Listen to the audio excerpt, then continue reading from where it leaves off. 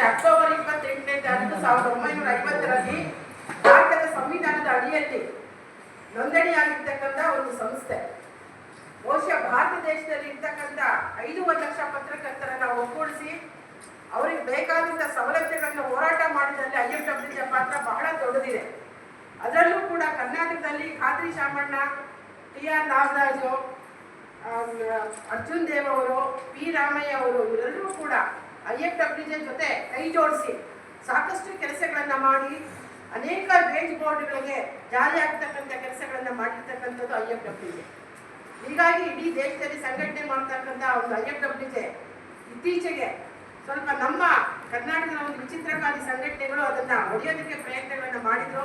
ಅದನ್ನು ನಿಲ್ಲಿಸೋ ಒಂದು ಪ್ರಯತ್ನವನ್ನು ಮಾಡಬೇಕು ಅಂತ ಹೇಳಿಂದ ಮತ್ತೆ ಕರ್ನಾಟಕದಲ್ಲಿ ಬೀದರಿಂದ ಹಿಡಿದು ಎಲ್ಲ ಜಿಲ್ಲೆಗಳಿಂದ ನಾವು ಕೇವಲ 3 ಜನ ಪತ್ರಕರ್ತರನ್ನ ಅಂದರೆ ಗಂಭೀರವಾಗಿ ಈ ಪತ್ರಿಕೋದ್ಯಮದ ಬಗ್ಗೆ ಪತ್ರಿಕಾ ಸಮಸ್ಯೆಗಳ ಬಗ್ಗೆ ಚಿಂತನೆ ಮಾಡ್ತಕ್ಕಂಥ ಒಂದು 3 ಒಂದು ಪತ್ರಿಕೆ ನಡೆಸ್ತಕ್ಕಂಥ ಸಂಪಾದಕಗಳನ್ನ ಕರೆದಿದ್ದೀವಿ. ಮತ್ತು ಈ ನಿಟ್ಟಿನಲ್ಲಿ ಮಧ್ಯಾಹ್ನ ಬಹಳ ಗಂಭೀರವಾಗಿ ಚರ್ಚೆ ಆಗುತ್ತೆ. ನಮ್ಮ ಉದ್ದೇಶ ಇಷ್ಟೇ, ಬೇರೆ ಬೇರೆ ರಾಜ್ಯಗಳಲ್ಲಿ ಏನೇನು ಪತ್ರಕರ್ತರಿಗೆ ಸವಲತ್ತುಗಳಿದೆ, ಏನಿಲ್ಲ, ನಮ್ಮ ಕರ್ನಾಟಕದಲ್ಲಿ ಏನು ಆಗಬೇಕಾಗಿದೆ, ಆ ನಿಟ್ಟಿನಲ್ಲಿ ಇವತ್ತು ಸಹ ಚರ್ಚೆ ಆಗ್ತಾ ಇದೆ. ಬಹುಶಃ ಈ ಚರ್ಚೆಯಲ್ಲಿ ಎಲ್ಲ ಭಾಷಾ ಪತ್ರಕರ್ತರು ಇದ್ದಾರೆ. ಉರ್ದು ಪತ್ರಿಕೆಯವರಿದ್ದಾರೆ, ಹಿಂದಿ ಪತ್ರಿಕೆಯವರಿದ್ದಾರೆ, ಇಂಗ್ಲಿಷ್ ಪತ್ರಿಕೆಯವರಿದ್ದಾರೆ, ಮತ್ತು ಅದೇ ರೀತಿಯಲ್ಲಿ ತಮಿಳು ಪತ್ರಿಕೆಯವರಿದ್ದಾರೆ, ತೆಲುಗು ಪತ್ರಿಕೆ ಇದ್ದಾರೆ. ಸೊ ಇದು ಒಂದು ಅರ್ಥಪೂರ್ಣ ಸಭೆ ಅಂತ ಕಡಿಮೆ ಸಂಖ್ಯೆ ಇರ್ಬೋದು, ಆದರೆ ಇದೊಂದು ಅರ್ಥಪೂರ್ಣ ಸಭೆ ಆಗಿದೆ. ಬಹುಶಃ ಈಗೇನು ಒಂದು ಸಂವಿಧಾನದ 4ನೇ ಅಂಗ ಅಂತ ಹೇಳಿ ಕರೀತಾರೆ ಪತ್ರಿಕೋದ್ಯಮವನ್ನ, ಆ ಅಂಗಗಳೇ ಇಲ್ಲದೆ ಇರ್ತಕ್ಕಂಥ ಪರಿಸ್ಥಿತಿ, ಈಗ ಆರ್ಥಿಕ ಪರಿಸ್ಥಿತಿ ಉಂಟಾಗಿದೆ. ಬಹುಶಃ ದೊಡ್ಡ ದೊಡ್ಡ ಪತ್ರಿಕೆಯಲ್ಲಿ ಕೆಲಸ ಮಾಡ್ತಕ್ಕಂಥವ್ರು ಕೂಡ ಕೇವಲ 5,000 ಒಂದು ಸಂಭಾವನೆ ತಗೊಂಡು ಕೆಲಸ ಮಾಡ್ತಾ ಇದ್ದಾರೆ. ಅವರಿಗೆ ಯಾವುದೇ ಸವಲತ್ತುಗಳು ಸಿಗ್ತಾ ಇಲ್ಲ. ಆ ನಿಟ್ಟಿನಲ್ಲಿ ಅವರೆಲ್ಲೂ ಪತ್ರಿಕೆ ಅಂದರೆ ಪತ್ರಿಕೆ ಅಷ್ಟೇ, ಅದು ದೊಡ್ಡ ಪತ್ರಿಕೆ ಆಗಿರ್ಬೋದು, ಸಣ್ಣ ಪತ್ರಿಕೆ ಆಗಿರ್ಬೋದು, ಸಮಾಜದ ನೋಡ್ತಕ್ಕಂಥ ದೃಷ್ಟಿ ಒಂದೇ ಆಗಿರ್ಬೇಕು. ಹಾಗಾಗಿ ಅವ್ರಿಗೆ ಸಿಗ್ತಕ್ಕಂಥ ಸೌಲಭ್ಯಗಳು ಕೂಡ ಸಿಗಬೇಕು ಅನ್ನೋ ಹಿನ್ನೆಲೆಯಲ್ಲಿ ಈ ಕರ್ನಾಟಕ ಕಾರ್ಯನಿರತ ಪತ್ರಕರ್ತರ ಒಕ್ಕೂಟ ನಮ್ಮದು, ಅಂದರೆ ಕಳೆದ ವರ್ಷ ನಾವು ಅದನ್ನು ಈ IFWJ ಉಳಿಸಬೇಕು ಅನ್ನೋ ಒಂದೇ ಕಾರಣಕ್ಕಾಗಿ ನಾವು ಅದನ್ನು ರಿಜಿಸ್ಟ್ರೇಷನ್ ಮಾಡ್ತಿದ್ವಿ. ಯಾಕೆ ಇವತ್ತು ಸಹ ನಮ್ಮ ಇದರಲ್ಲಿ ನೋಡ್ಬೋದು ನೀವು ಅನೇಕ ಪತ್ರಿಕೆಗಳ ಸಂಘಟನೆಗಳ ಹೆಸರು ಯಾಕೆ ಇದೆ ಅಂತ ಹೇಳಿದ್ದಾರೆ. ಬಹುಶಃ ಒಂದು ಅತ್ಯಂತ ಹೆಚ್ಚು ಒಂದು ಸದಸ್ಯತ್ವವನ್ನು ಹೊಂದಿರತಕ್ಕಂಥ ಸಂಘಟನೆಯಿಂದ ಈ ಸಂಘಟನೆಗಳೆಲ್ಲ ಯಾಕೆ ಬೇರೆ ಆದವು, ಅಲ್ಲಿ ಏನು ಸವಲತ್ತುಗಳು ಸಿಗ್ತಾ ಇಲ್ಲ ಒಂದು ಕಾರಣಕ್ಕೆ ಬೇರೆ ಆಗಿದೆ. ಹಾಗಾಗಿ ನಮ್ಮ ಪತ್ರಿಕೋದ್ಯಮದಲ್ಲಿ ಇರ್ತಕ್ಕಂಥ ಸಮಸ್ಯೆಗಳ ಬಗ್ಗೆ ಬರೀ ನಾವು ಕರ್ನಾಟಕದಲ್ಲಿ ಅಷ್ಟೇ ಚರ್ಚೆ ಮಾಡೋದಲ್ಲ, ಬೇರೆ ಬೇರೆ ರಾಜ್ಯಗಳಲ್ಲಿ ಏನೇನಿದೆ ನಮ್ಮ ರಾಜ್ಯಕ್ಕೆ ಅದನ್ನು ಹೇಗೆ ಅಳವಡಿಸ್ಕೋಬೇಕು. ಬಹುಶಃ ಸರ್ಕಾರಕ್ಕೆ ನಾವು ಮನವಿ ಕೊಡೋದು ಅಷ್ಟೇ ಅಲ್ಲ, ನಾವು ನಿಜಕ್ಕೂ ಕೂಡ ಪತ್ರಕರ್ತ ಅಂತ ಹೇಳಿದ್ರೆ ಒಬ್ಬ ಪತ್ರಕರ್ತನಾಗಿ ನೋಡ್ತಾ ಇಲ್ಲ. ನಮಗೆ ಅವರ ಹಿಂದೆ ಅವ್ರ ಹೆಂಡತಿ ಕಾಣಿಸ್ತಾ ಇದ್ದಾರೆ, ಅವರ ಮಕ್ಕಳು ಕಾಣಿಸ್ತಾ ಇದ್ದಾರೆ. ನಮಗೆ ಒಂದು ಪತ್ರಕರ್ತ ಅಂತ ಹೇಳಿದ್ರೆ ಒಂದು ಕುಟುಂಬ ಕಾಣಿಸ್ತಾ ಇದೆ. ಕರ್ನಾಟಕದಲ್ಲಿ 15,000 ರಿಂದ 15,000 ಪತ್ರಕರ್ತರು ಅಂದರೆ ಪ್ರಿಂಟ್ ಮೀಡಿಯಾ, ಸೋಷಿಯಲ್ ಮೀಡಿಯಾದಲ್ಲಿ ಕೆಲಸ ಮಾಡ್ತಕ್ಕಂಥ ಪತ್ರಕರ್ತರು ಏನಿದ್ದಾರೆ, ಆ ಕುಟುಂಬಗಳು ಕನಿಷ್ಠ ಸೌಲಭ್ಯಗಳು ಕೂಡ ಇಲ್ಲ ರೀ. ಅವರಿಗೆ ಒಂದು ಹೆಲ್ತ್ ಇನ್ಶೂರೆನ್ಸ್ ಇಲ್ಲ, ಒಂದು ಮನೆ ಇಲ್ಲ, ಅವ್ರ ಮಕ್ಕಳು ಓದೋದಕ್ಕೆ ಸರ್ಕಾರದಿಂದ ಏನೂ ಇಲ್ಲ. ಒಬ್ಬ ಪತ್ರಕರ್ತ ಅಂತ ಹೇಳಿದ್ರೆ ಅವನು ಸಮಾಜದ ಕನ್ನಡಿ ಇದ್ದಾನೆ. ಸಮಾಜ ಏನಿದೆ ಏನಿಲ್ಲ ಅಂತ ತೋರಿಸ್ತಕ್ಕಂಥದ್ದು, ಸಮಾಜಕ್ಕೆ ಅದನ್ನು ಸರಿಪಡಿಸ್ತಕ್ಕಂಥದ್ದು ಹಗಲು ರಾತ್ರಿಗೆ ಅವನು ಯೋಚನೆ ಮಾಡ್ತಾ ಇರ್ತಾನೆ. ಬಹುಶಃ ಅವ್ನು ಮಲಗಿದ್ರು ಕೂಡ ನಾಳೆ ಬೆಳಗ್ಗೆ ನಾನು ಏನು ಸುದ್ದಿಯನ್ನು ಕಳಿಸ್ಬೇಕು, ಸಮಾಜಕ್ಕೆ ಏನು ಮುಟ್ಟಿಸ್ಬೇಕು ಅಂತ ಹೇಳಿ ಆಲೋಚನೆ ಮಾಡ್ತಾ ಇರ್ತಾನೆ.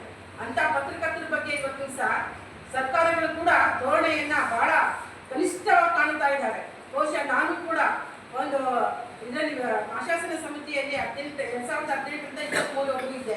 ಅಲ್ಲಿ ಎಷ್ಟು ಮಟ್ಟಿಗೆ ಒಂದು ಕಾನೂನುಗಳನ್ನ ಮಾಡಿದ್ದಾರೆ ಅಂತ ಹೇಳಿದ್ರೆ, ಬಹುಶಃ ಬೇರೆ ಭಾಷಾ ಪತ್ರಕರ್ತರಿಗೆ ಕೊಡಲ್ಲ, 25 ವರ್ಷ ಸರ್ವಿಸ್ ಮಾಡಿರಬೇಕು, ಅವ್ನಿಗೆ 60 ವರ್ಷ ಆಗಿರ್ಬೇಕು, ಅವನ 25 ವರ್ಷದ ಸರ್ವಿಸ್ ಸರ್ಟಿಫಿಕೇಟ್ ಇಟ್ಕೊಂಡಿರ್ಬೇಕು. ಈ ಥರದ ರೂಲ್ಸ್ಗಳನ್ನು ಹಾಕಿ ಏನೂ ಸಿಗದೆ ಮಾಡಿದ್ದಾರೆ. ಅಂದರೆ ಪತ್ರಕರ್ತರಿಗೆ ಸಿಗಲೇಬಾರದು ಆ ಮಟ್ಟದಲ್ಲಿ ಹೇಳಿದ್ದಾರೆ. ಪೂರ್ಣಾವಧಿ ಪತ್ರಕರ್ತರಿಗೆ ಮಾತ್ರ ಇವತ್ತು ಸಹ ಪತ್ರಕರ್ತಲ್ಲ. ಇವತ್ತಿನ ದಿವಸ ಪತ್ರಿಕೆ ನಡಿಬೇಕು ಅಂತ ಹೇಳಿದ್ರೆ ಅದಕ್ಕೆ ಜೀವಾಳ, ಸ್ಟಿಂಜರ್ಸ್, ಅರೆಕಾಲಿಕ ಪತ್ರಕರ್ತರು ಇದ್ರೆ ನಮ್ಮ ಪತ್ರಿಕೆ ನಡೆಯೋದು. ಆ ಅರೆಕಾಲಿಕ ಪತ್ರಕರ್ತರಿಗೆ ಏನೂ ಕೂಡ ಸೌಲಭ್ಯಗಳು ಇಲ್ಲ ನಮ್ಮ ಕರ್ನಾಟಕದಲ್ಲಿ. ಅದನ್ನೆಲ್ಲ ತರಬೇಕು ಅಂತ ಹೇಳಿದ ಆ ನಿಟ್ಟಿನಲ್ಲಿ ಇವತ್ತು ದಿವಸ ನಮಗೆ ನಿಜಕ್ಕೂ ಕೂಡ ಒಂದು ಪಡೆಯನ್ನು ನಾವು ಕಟ್ಟಿದ್ದೀವಿ. ನಮ್ಮ ಸಮಸ್ಯೆಗಳನ್ನೆಲ್ಲ ಹೇಳ್ಕೊಂಡಾಗ ಒಂದು ಅದರಲ್ಲಿ ಕೂಡ ವಕೀಲರು ನಾವು ನಿಮ್ಮ ಪರವಾಗಿರ್ತೇವೆ, ನಿಮ್ಗೆ ಏನು ಅನ್ಯಾಯ ಆಗಿದೆ ಅದನ್ನು ನಾವು ಹೈಕೋರ್ಟ್ ಮಟ್ಟಕ್ಕಲ್ಲ ಸುಪ್ರೀಂ ಕೋರ್ಟ್ಗೂ ಕೂಡ ತಗೊಂಡು ಹೋಗ್ತೀವಿ ಅಂತ ಒಂದು ಪಡೆಯನ್ನು ತಯಾರು ಮಾಡಿದ್ದೇವೆ. ಆ ಪಡೆ ಇವತ್ತು ದಿವಸ ಕರ್ನಾಟಕದಲ್ಲಿ 20 ಜನರು ಪಡೆ ಆಗಿದೆ. ಅದಕ್ಕೆ ನಾಯಕತ್ವ ವಹಿಸಿರ್ತಕ್ಕಂಥವರು ನಮ್ಮ ಅನಂತ, ದಯವಿಟ್ಟು ಸ್ವಲ್ಪ ಎದ್ದೇಳಿ ಅನಂತ ಅವರು.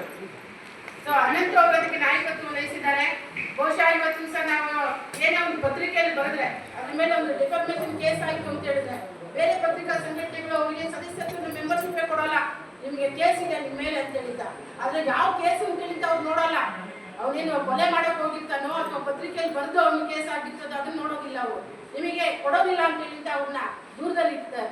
ಅಂತ ಪತ್ರಕರ್ತರ ಬಗ್ಗೆ ನಾವಿದ್ದೀವಿ, ನಾವು ನಿಮ್ಮ ಪರವಾಗಿ ಹೋರಾಟ ಮಾಡ್ತೀವಿ ಅಂತ ಹೇಳಿದ್ದ ಒಂದು 20 ಜನರ ಪಡೆ ತಯಾರಾಗಿದೆ.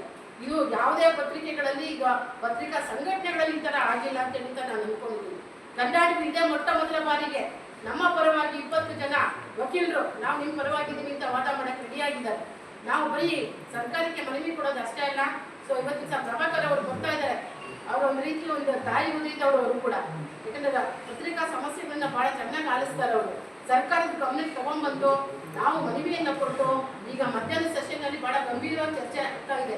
ಪ್ರತಿಯೊಂದು ಜಿಲ್ಲೆಯಿಂದ 3 ಜನ ಬಂದಿದ್ದಾರೆ. ಅವರೆಲ್ಲರೂ ಕೂಡ ಕೂತ್ಕೊಂಡು ಚರ್ಚೆಯನ್ನ ಮಾಡಿ ಒಂದು ಮನವಿಯನ್ನು ಕೊಡ್ತಾ ಇದ್ವಿ. ನಾಳೆ ಸಾಧ್ಯ ನಾಳೆ ಮುಖ್ಯಮಂತ್ರಿ ಅವ್ರನ್ನ ಮೀಟ್ ಮಾಡಿ ಒಂದು ಮನವಿಯನ್ನು ಕೊಡ್ತಾ ಇದ್ದಾರೆ. ಅದ್ರ ಜೊತೆಗೆ ಕಾರ್ಮಿಕ ಮಂತ್ರಿ ಏನಿದ್ದಾರೆ ನಮ್ಮ ಸಂತೋಷ್ ಲಾಡ್ ಅವರು ಕೂಡ ಒಳ್ಳೆ ಮನುಷ್ಯರು, ಆಲಿಸ್ತಾರೆ ನಮ್ಮ ಸಮಸ್ಯೆಗಳನ್ನ. ಅವ್ರ ಹತ್ರ ಕೂತ್ಕೊಂಡು ನಾವು ಗಂಭೀರವಾಗಿ ಚರ್ಚೆಯನ್ನ ಮಾಡಿ ಪತ್ರಕರ್ತರಿಗೆ ಏನು ಆಗ್ಬೇಕಾಗಿದೆ ಅದನ್ನ ಈಗ 1950 ಅದರಲ್ಲಿ ಎನ್ರೋಲ್ ಆಗಿದೆ ಕಾನ್ಸ್ಟಿಟ್ಯೂಷನ್ ಅಡಿಯಲ್ಲೇ. ಅದನ್ನ ನೀವು ಕಾರ್ಮಿಕ ಇಲಾಖೆಯಲ್ಲಿ ಸೇರಿಸಿ ಸಿಗ್ತಕ್ಕಂಥ ಅನೇಕ ಸವಲತ್ತುಗಳು ಅಲ್ಲೇ ಸಿಕ್ಬಿಡುತ್ತೆ ನಮಗೆ. ಆ ನಿಟ್ಟಿನಲ್ಲಿ ನಾವು ಸಂತೋಷ್ ಲಾಡ್ ಅವ್ರ ಹತ್ರ ಚರ್ಚೆ ಮಾಡ್ತಾ ಇದ್ದೀವಿ. ಚರ್ಚೆ ಮಾಡಿದ ನಂತರ ಮನವಿಯನ್ನು ಕೂಡ ಕೊಡ್ತೀವಿ. ಆ ಮನವಿಗೆ ಅವ್ರು ಏನಾದ್ರು ಸ್ಪಂದಿಸಲಿಲ್ಲ ಅಂತ ಹೇಳಿದ್ರೆ ಅವ್ರ ಜೊತೆಗೆ ನಾವು ಇಡೀ ಪತ್ರಕರ್ತರ ಕುಟುಂಬಗಳ ಹೋರಾಟ ಮಾಡ್ತಾರೆ ಅಂತ ಹೇಳಿದ್ದ. ಇಲ್ಲಿ ತನಕ ನೀವು ಬರೀ ಪತ್ರಕರ್ತರ ಹೋರಾಟಗಳನ್ನ ಅಷ್ಟೇ ಕೇಳಿರ್ಬೋದು, ಆ ಹೋರಾಟಗಳು ಕೂಡ ಇವಾಗ ಸತ್ತೋಗಿದ್ದಾವೆ. ಆದ್ರೆ ಆ ಪತ್ರಕರ್ತರ ಸಂಘಟನೆ ಇರ್ತಕ್ಕಂಥ ಒಂದು ಕುಟುಂಬ ಬೀದಿಗಳಿರುತ್ತೆ ಅಂತ ಹೇಳಿದ್ದ. ಅದೇ ರೀತಿಯಲ್ಲಿ ಅದಾಗಿಲ್ಲ ಅಂತ ಹೇಳಿದ್ರೆ ಅವರ ಪರವಾಗಿ ವಕೀಲರೆಲ್ಲ ಏನಿದ್ದಾರೆ ನಾವು ನಿಮ್ಮ ಪರವಾಗಿ ಕೋರ್ಟ್ ದಾವೆ ಮಾಡ್ತೀವಿ, ಸರ್ಕಾರದ ವಿರುದ್ಧನೇ ದಾವೆ ಮಾಡ್ತೀವಿ ಅಂತ ಕೂಡ ಹೇಳಿದ್ದಾರೆ. ಅವರೆಲ್ಲರಿಗೂ ಕೂಡ ಈ ಸಂದರ್ಭದಲ್ಲಿ ಸ್ವಾಗತ ಮಾಡ್ತಾ, ಬಹುಶಃ Indian federation of working journalist ಈಗ ಇಲ್ಲಿವರೆಗೂ 75 ವರ್ಷ ದಾಟ್ಕೊಂಡು ಬಂದಿದೆ. ಇಲ್ಲಿವರೆಗೂ ವೇಜ್ ಬೋರ್ಡ್ಗೋಸ್ಕರ ಮಾತ್ರ ಹೋರಾಟವನ್ನು ಮಾಡಿತ್ತು ಯಾವುದು ಇಂಡಿಯನ್ ಫೆಡರೇಷನ್ ವರ್ಕಿಂಗ್ ಜರ್ನಲಿಸ್ಟ್.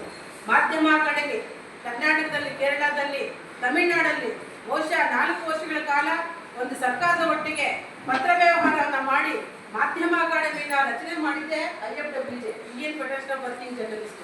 ಮತ್ತೆ ಅನೇಕ ಸಂಘಟನೆಗಳಿಗೆ ನಾಯಕತ್ವವನ್ನು ಕೊಡ್ತಕ್ಕಂಥ ಸಂಘಟನೆ ಅದು. ಅದನ್ನ ಉಳಿಸ್ಬೇಕು, ಬೆಳೆಸಬೇಕು ಅಂತ ಹೇಳಿದ್ದ.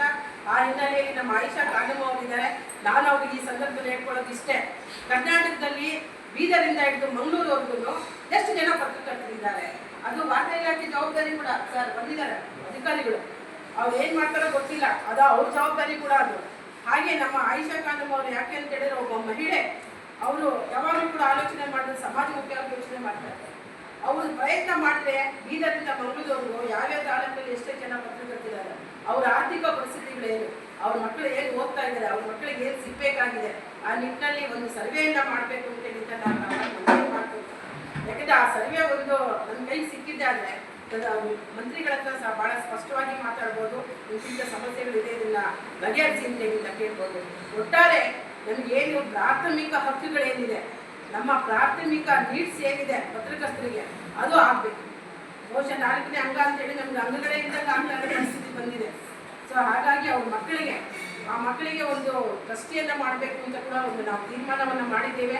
ಆ ಟ್ರಸ್ಟಿಗೆ ಅಪೂರ್ವ ಅಂತೇಳಿ ಮುಂದೆ ಬಂದಿರೋ ನನ್ನ ಮಗಳೇ, ಬಹುಶಃ ಅವಳು 3 ವರ್ಷದ ಕೆಳಗೆ ಹೇಳಿದ್ದು, ಪತ್ರಕರ್ತರ ಮಕ್ಕಳಿಗೆ ಏನಾದರೂ ಉಪಯೋಗ ಆಗ್ತಕ್ಕಂಥ ಒಂದು ಕೆಲಸ ಮಾಡೋಣ, ಅವ್ರು ಟ್ರಸ್ಟಿ ಮಾಡೋಣ, ಆ ಮಕ್ಕಳಿಗೆ ಉಪಯೋಗ ಆಗ್ತಕ್ಕಂಥದ್ದು ಏನಾದರೂ ಒಂದು ಮಾಡೋಣ ಅಂತ ಹೇಳಿ ಒಂದು ಸಲಹೆಯನ್ನು ಹಾಕಿದ್ರೆ ಕೊಟ್ಟಿದ್ದೆ.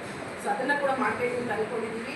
ನಮ್ಮ ಸಂಘಟನೆ ಬಹುಶಃ ಭಾಳ ಚಿಕ್ಕದಾಗಿರ್ಬೋದು, ನಾವು ಹೇಳ್ತಾ ಇರೋದು ಖಂಡಿತ 5,000-10,000 ಮೆಂಬರ್ಶಿಪ್ಪನ್ನು ಮಾಡೋದಿಲ್ಲ ರೀ. ನಾವು ನಮಗೆ ಕನಿಷ್ಠ ಒಂದೊಂದು ಜಿಲ್ಲೆಯಲ್ಲಿ 100-150 ಜನ ಸಮಾಜಮುಖವಾಗಿ ಚಿಂತನೆ ಮಾಡ್ತಕ್ಕಂಥದ್ದು ಹಿರಿಯರು ಏನಿದ್ದಾರೆ ಅವರು ನಮ್ಗೆ ಸಪೋರ್ಟ್ ಮಾಡಿದ್ರೆ ಸಾಕು.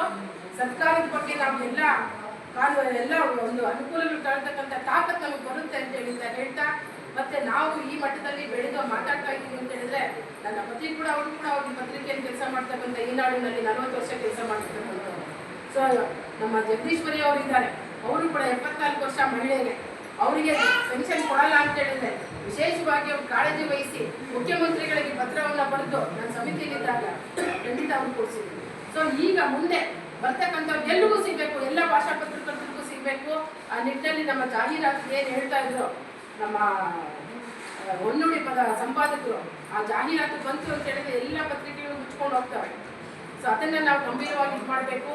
ಮತ್ತು ನಮ್ಮ ವಾರ್ತಾ ಇಲಾಖೆಯಲ್ಲಿ ಏನು ಏಜೆನ್ಸಿಗಳ ಮೂಲಕ ಕೊಡ್ತಾ ಇದ್ದಾರೆ ಜಾಹೀರಾತುಗಳನ್ನು ಅದನ್ನು ನಿಲ್ಲಿಸಬೇಕು ಅಂತ ಹೇಳಿದ ಕೂಡ ನಮ್ಮ ಮನವಿ. ಬೇರೆ ಯಾವುದೇ ರಾಜ್ಯಗಳಲ್ಲಿ ಏಜೆನ್ಸಿ ಮೂಲಕ ಕೊಡ್ತಾ ಇದ್ದಾರೆ, ಯಾಕೆ ಕಮಿಷನ್ಗಳು ಕೊಡಬೇಕು ಸರ್ಕಾರಗಳು? ಅವರಿಗೆ ನೇರವಾಗಿ ಪತ್ರಕರ್ತರಿಗೆ ಕೊಟ್ಟರೆ ಆಗಲ್ವಾ?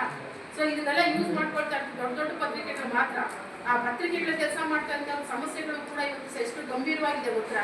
ಕೇವಲ 5,000 ರೂಪಾಯಿ ತಗೊಂಡು ಅವ್ರು ಜೀವನ ಮಾಡ್ಲಿಕ್ಕೆ ಆಗುತ್ತೆ ಅಂದರೆ ಧಾರಾಪಟ್ಟೆಗಳಲ್ಲಿ ಅನಿವಾರ್ಯವಾಗಿ ಅವ್ರ ಕಾರ್ಡ್ಗಳ ಕವರ್ಗಳಿಗೆ ಕೈ ಚಾಚತಕ್ಕಂಥ ಪರಿಸ್ಥಿತಿ ಬರ್ತಾ ಇದೆ. ಯಾಕಂದ್ರೆ ಅವ್ರು ಬಂದು ನಡಿಬೇಕಲ್ಲ, 5,000 ರೂಪಾಯಿ ಅವ್ರು ಕೊಡ್ತಕ್ಕಂಥ ಇದು ಪೆಟ್ರೋಲ್ ಸಾಕಾಗಲ್ಲ ಅವ್ರು ಓಡಾಡೋದಕ್ಕೆ. ಸೊ ನಮ್ಮ ಸಂಘಟನೆಗಳು ಕೂಡ ಪ್ರತಿಷ್ಠಿತ ಸಂಘಟನೆಗಳು, ದೊಡ್ಡ ದೊಡ್ಡ ಸಂಘಟನೆಗಳು ಹೇಳ್ತಕ್ಕಂಥವ್ರು ಕೂಡ ಏನು ಹೇಳ್ತಾ ಇದ್ದಾರೆ, ಬಸ್ ಪಾಸ್ ಕೊಡಿ ಅಂತ ಕೇಳ್ತಾ ಇದ್ದಾರೆ. ಆ ಬಸ್ ಪಾಸ್ ಇವತ್ತು 30 ವರ್ಷದ ಹಿಂದಿನ ಹೋರಾಟ ಅದು. ಹಿಂದೆ ನಾವು 30 ವರ್ಷದ ಕೆಳಗೆ ನಾವು ಬಸ್ ಪಾಸ್ ಕೊಡಿ ಅಂತ ಕೇಳಿದ್ವಿ. ಅವಾಗೆಲ್ಲ ಕಾಲಲ್ಲಿ ಓಡಾಡಿ ಸುದ್ದಿಗಳು ತಗೊಂಡು ಕೊಡ್ತಾ ಇದ್ವಿ, ಸಂಯುಕ್ತ ಕರ್ನಾಟಕ ಕೆಲಸ ಮಾಡ್ತಿದ್ವಿ. ಈಗ ಆ ಪರಿಸ್ಥಿತಿ ಇಲ್ಲ. 2 ವೀಲರ್ ಇಲ್ಲ ಅಂತ ಹೇಳಿದ್ರೆ ಏನೂ ಕೆಲಸ ಆಗಲ್ಲ. ಬಹುಶಃ 2 ವೀಲರ್ ತಗೊಂಡಾಗಂತ ಮನುಷ್ಯನಿಗೆ 5,000 ರೂಪಾಯಿ ಪೆಟ್ರೋಲ್ ಇದಕ್ಕೆ ಖರ್ಚಾಗ್ತದೆ. ಸೊ ಈ ನಮ್ಮ ಜಾಣ ಕುರುಡು ಅಂತ ಕೆಲವು ದೊಡ್ಡ ಪ್ರತಿಷ್ಠಿತ ಪತ್ರಿಕೆಗಳಿದ್ದಾವೆ. ನೀವು ಬೇರೆ ಕೆಲಸವನ್ನು ಮಾಡಿಕೊಂಡು ನಮಗೆ ನೀವು ಸುದ್ದಿಗಳನ್ನ ಕಳಿಸಿ ಅಂತ ಹೇಳಿದ್ದ ಹೆಂಗ್ರಿ ಮಾಡೋಕ್ಕಾಗುತ್ತೆ? ತಾಲೂಕು ಮಟ್ಟದಲ್ಲಿ ಅವನು ಸುದ್ದಿ ಮಾಡಕ್ಕೆ ಹೋಗ್ತಾನೆ ಅಂತ ಹೇಳಿದ್ರೆ, ಇಲ್ಲೇನೋ ವ್ಯಾಪಾರ ಮಾಡಿಕೊಂಡು ನಮ್ಗೆ ಸುದ್ದಿ ಕಳಿಸು ಅಂತ ಹೇಳಿದ್ರೆ ಆಗುತ್ತೆ ಅದು? ಅವ್ರು ನಿಜಕ್ಕೂ ಕೂಡ ಇಡೀ ದಿವಸ ಅವ್ನು ಡೆಡಿಕೇಟ್ ಮಾಡಬೇಕು ಆ ಸುದ್ದಿ ತರಬೇಕಾದ್ರೆ. ಇಡೀ ದಿವಸ ಅವನು ಆ ಕೆಲಸದಲ್ಲಿ ಇರ್ತಾರೆ, ಸುದ್ದಿ ಕಳಿಸೋದು.